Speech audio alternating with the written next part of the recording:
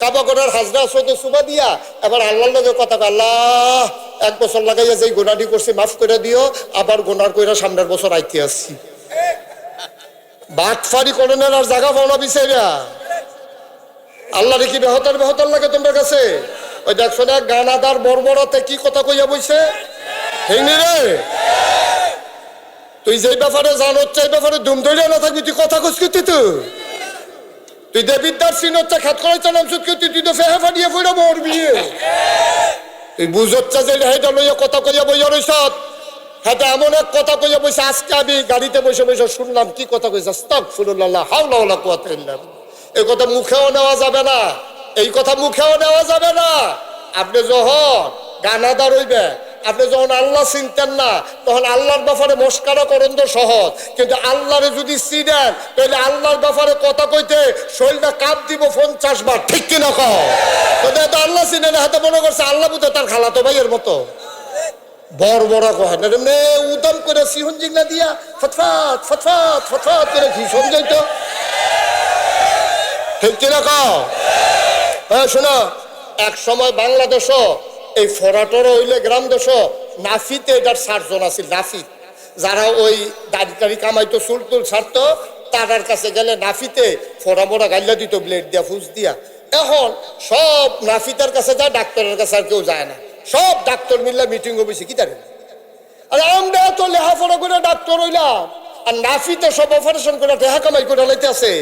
এখন আমরা ডাক্তারিটার দাম কিতা, এই কথা চিন্তা করে সব ডাক্তারকে একটা নাফিত্রে আমরা ডাক্তারি হিয়াই দিই। এখন একটা নাফিত্রে কলেজে ভর্তি করাইয়া, মেডিকেল কলেজে ভর্তি করে তাদের ডাক্তার বানাইছে। এই ডাক্তার এতে জন ওয়াহাত ফুরাইছে, তার কাছে হরা লইয়া গেলে তে আর হরা অপারেশন করে না। কই কি তো করো নাকি, তুমি আগে দিয়ে ফুলতে আগে তাহলে তখন ও এতদিনে ফইরা বুঝছি শৈল অনেক সিহন রোগ আছে, আমরা যে বকর করে ফুস দিয়া লাই কমালা কোন রোগ ফুটছে যে কখন যেত না, মানুষ মারাও যাইতে পারে, এতদিনে ফইরা বুঝছি। তো না ফইরা হ্যাঁ এতদিন ফোড়া অপারেশন করছে, ওখান যখন ফইরা আইছে তে আর ওখান ফোড়ার মধ্যে ফুলতে না, তার ডর করে। ওই না জানুন না বেড়ায় আল্লাহ লইয়া কথা কয়, তারা দইরা মাদ্রাসায় ভর্তি করাই দাও, মুখে দিয়ে যা ইচ্ছা তা বলবে না, ঠিক কিনা?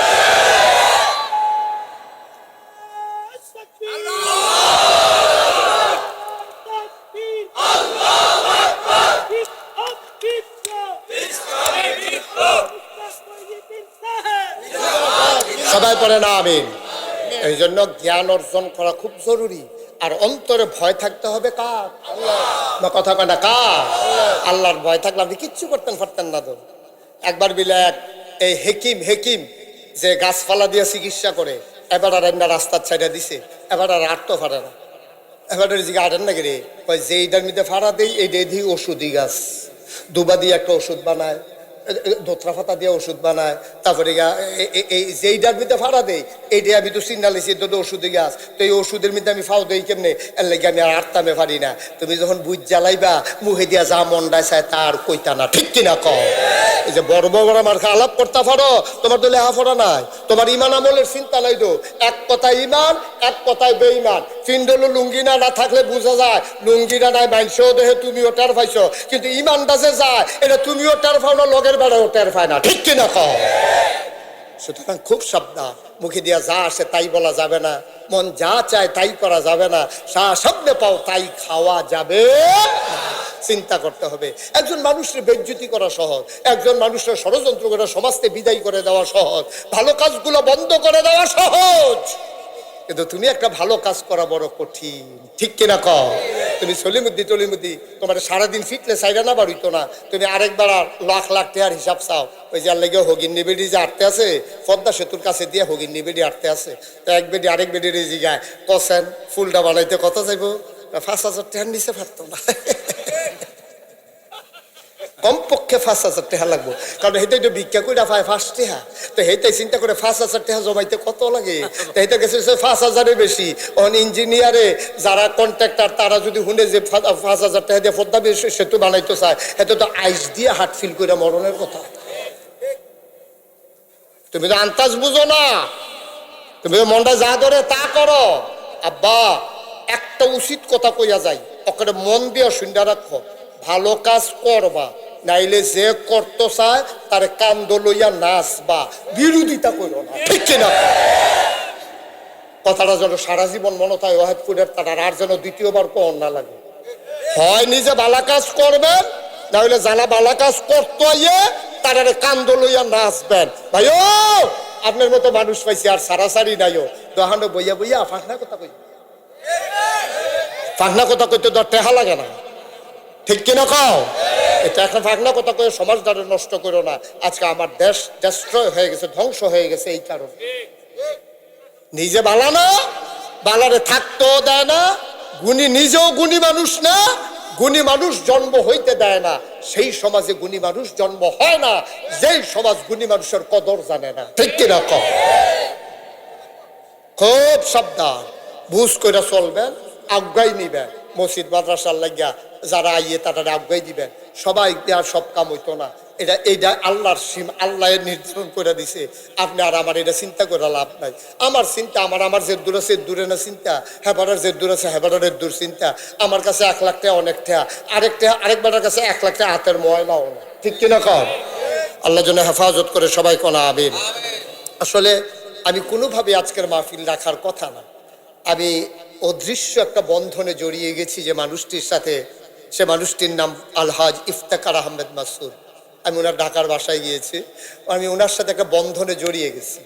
বন্ধনটা এত দৃঢ় হয়ে গেছে, এত মজবুত হয়ে গেছে, এটাকে ছেঁড়ার সম্ভাবনা মানে ছিঁড়ার মতো আমার কোনো সুযোগ নাই।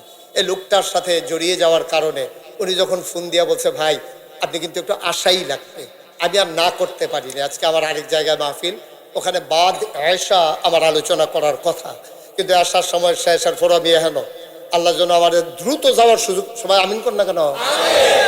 আপনার তো নমুনায় কয় যেন আল্লাহ বাইরের রাস্তা গিয়ে যেন আটকাই না। আর করবো নি 2 মাহফিল, এই একটা ভাবেন আপনারা। আমিন কর যেটা খন আমিন। ভাইয়েরা, এই ওয়াহিদপুর মাদ্রাসায় একটা সুনাম আছে। এখানকার শিক্ষক মন্ডলীর ব্যাপারে আমার একটা ওভার কনফিডেন্স আছে। এখানে যিনি প্রিন্সিপাল ভাইস প্রিন্সিপাল তারা আপন 2 ভাইয়ের মতো। এই জুটিটা আমার খুব পছন্দ। সব জায়গায় দেখবেন প্রিন্সিপাল ভাইস প্রিন্সিপালে গুতাগুতি লেগে থাকে, কিন্তু এখনও দেখলাম তারা মিলমিশটা মতো চলে, ঠান্ডা মাথায় চলে। তারা দেখলাম যে সবার শিক্ষককে নিয়ে সুন্দরভাবে একটা পরিবেশ নিয়ে, এটা কিন্তু খুব ভালো একটা দিক। আল্লাহ যেন কবুল করে সবাই কোনা আমিন। আমি কথা শেষ করব, তার আগে যাই বসা ছেলে, এখন থেকে যে উঠবো তার কোনো বিচার হইতো না, যারা লোকের তো উঠবো বিচার হইব তার। আর তোমরা থাকতে উঠতে গেল কেন যাতা দিয়ে হতাই না লিবা, যার লোকের যে উঠবো কান দিয়ে হতাই লিবা 2 হাতে ধরে, আল্লাহ যা করো পরে বিচার হইব। আমিন কর। আজকে এই সুন্দর পরিবেশে আমি 36 বছর ধরে মাহফিল করি। আমি ওয়াহিদপুর যখন প্রথম আসছি আমার মনে আছে, আমি আসছিলাম ওই সোবেলের কাছে মসজিদের পাশে না, সেখানে আমি অনেক আগের কথা। তারপরে মাদ্রাসার মাহফিলে এসেছি, তখন এই সুন্দর ভবন ছিল না। আমি ওয়াহিদপুরে অনেকবার এসেছি, রসুলপুরে, আবদুল্লাপুরে, এই এলাকা আমার এলাকা, শিবনগরে। তারপরে এই দিক দিয়ে মোটামুটি কোনো গ্রাম আর বাকি নেই, সব গ্রামে আল্লাহ আমাকে আসার সুযোগ করে দিয়েছেন। জয়পুরে আমি অনেকবার এসেছি, তারপর জয়পুরের পার্শ্ব ওই গ্রামগুলোতে কোনো গ্রাম আর বাকি হ্যাঁ আছে তা থাও।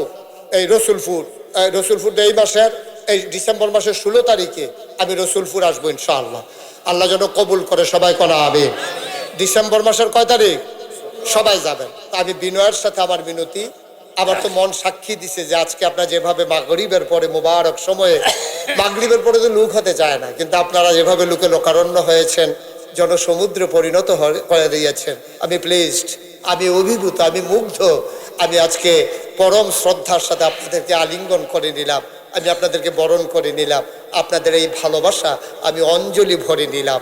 আল্লাহ যেন কবুল করে সবাই পড়ে না আমিন। আমি প্রাণ ভরে আপনাদের জন্য দোয়া করি। 1 নম্বরে যে হুজুর এই মাদ্রাসার এত বিশাল একটা আয়োজন, এই দোয়ার আগে একটা লোক যে হুজুর ইনশাআল্লাহ আমি এই মাদ্রাসার জন্য, হুজুর এই মাদ্রাসার অনেক কাজ, আমি যেই রুমটাতে বসলাম ওটা দেখলাম প্লাস্টার হয়নি, ওখানে গোছানো হয়নি, আরো অনেক কাজ বাকি আছে। একজন লোক পারবেন যে হুজুর ইনশাআল্লাহ, উঠেন না কেউ, পারলে দিবেন না পারলে নাই, দয়া করে উঠেন না, আমরা একটু দোয়া করবো 1 মিনিট। এর আগে একজন লোক যে হুজুর ইনশাআল্লাহ মাদ্রাসার উন্নয়নে কাজের জন্য আমি 2 লক্ষ টাকা দিয়ে দেব, প্রাণ ভরে দোয়া করে দেবো ইনশাআল্লাহ। আমার এক ভাই 2 লক্ষ টাকা, আছেন একজন 2 লাখ টাকা পারবেন? প্রিন্সিপাল হুজুর কই 2 লাখ টাকা? হ্যাঁ 2 লক্ষ টাকা 1 নম্বরে চাইছি আমি। আল্লাহ বরকত দেবে ইনশাল্লাহ। প্রাণ ভরে দোয়া হবে, সব দোয়া এক দোয়া মনে করেন না, সব মাহফিল এক মাহফিল না, আল্লাহ কবুল করে নেবেন ইনশাল্লাহ। 1 নম্বরে 2 লাখ টাকা চাইছে আমি ওয়াহিদপুর মাদ্রাসার বাৎসরিক মাহফিলে। একজন পারবেন না? আল্লাহ, বেশি চাই ফেলছি না? আছেন? কত লাগবে? ওই যে 2 লক্ষ টাকা চাইছি আর কি। কত লাগবে? না ওই কাজটার জন্য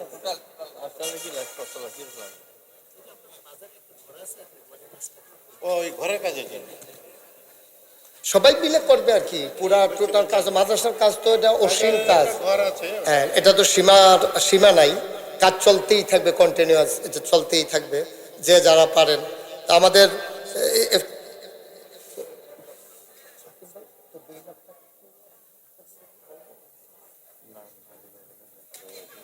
আচ্ছা মাশাআল্লাহ, আমার এক ভাই, উনি ইনশাআল্লাহ এই মাদ্রাসার জন্য উনি দিয়ে দেবেন 2 লক্ষ টাকা। কবুল করো, মঞ্জুর করো, মনের আশা পূরণ করে দাও, কামাই রোজগারের রহমত আর বরকত দিয়ে দাও। যেই পথে চললে তুমি খুশি, তোমার হাবিব খুশি, সেই পথে চলার তৌফিক দান করে দাও কোন আমিন। কবুল করো, মঞ্জুর করো, মনের আশা পূরণ করে দাও। আছে রবিউল ভাই কই? আচ্ছা মাশাআল্লাহ, মেহমান না, বাড়ি কো? তো ওয়াহিদপুরের গ্রাম, আবার ওয়াহিদপুরের কি মেহমান? কি বলে বুঝছে না? থাক, আপনি 2 লাখ দিবেন, লাগতো না, এমনি দেন। হ্যাঁ রবিউল ভাই, কি আর মেহমান, বাড়ির মানুষ বাইতাইছে, মেহমান কি এর? এবার আর বাড়ি ওয়াহিদপুর, না হইলে থাহে আর কি দূরে, এবার আবার কি এর মেহমান। তারপরে তারা যেহেতু মেহমান বানাই লাইছে, এক ভাই দিছে, নাম বলতে চায় না, 2 লাখ। আর রবিউল ভাই উনিও দিয়ে দেবেন 2 লক্ষ টাকা। বলো মারহাবা। কবুল করো, মঞ্জুর করো, মনের আশা পূরণ করে দাও, দানের হাদিয়া সোনার মদিনায় পৌঁছে দাও। হয়ে গেল 4 লক্ষ টাকা। বলো মারহাবা। হাকিম ভাই কি চিন্তা করছেন? ইনশাআল্লাহ জনাব আব্দুল হাকিম ভাই, মাওলানা আব্দুল হাকিম সরকার, আমার ভাই, মাদ্রাসা পরিচালনা পর্ষদের সভাপতি, আমার ভাই দিয়ে দেবেন 2 লক্ষ টাকা। বলো মারহাবা। হয়ে গেল কত? না হিসাবে তো ভালোই, যুগঙ্কত লাগাই দিয়ে। হাকিম ভাই 2 লাখ, হয়ে গেল 6 লাখ। আল্লাহ কবুল করো, মঞ্জুর করো, মনের আশা পূরণ করে দাও, কামাই রোজগারের রহমত বরকত দাও। যেই পথে চললে তুমি খুশি, তোমার হাবিব খুশি, সবাইকে সেই পথে চলার তৌফিক দান করে দাও। কে আছো, লাভ দিয়ে দাঁড়াও। হুজুর 3 ভাই 6 লাখ টাকা দিল, আমি 1 লাখ টাকা দিয়ে দেব, আমি 50,000 টাকা দিয়ে দেব, আমি 20,000 টাকা দিয়ে দেব। সময় একেবারেই কম, ঝটপট করে দিয়ে দেবেন। হ্যাঁ, কি নাম? মাহিদুজ্জামান, আব্দুল হাকিম ভাইয়ের বন্ধু মাহিদুজ্জামান, ঢাকা থেকে, উনি দিয়ে দিয়েছেন 50,000 টাকা। বলো মারহাবা। কবুল করো, মঞ্জুর করো, মনের আশা পূরণ করে দাও, দানের হাদিয়া সোনার মদিনায় পৌঁছে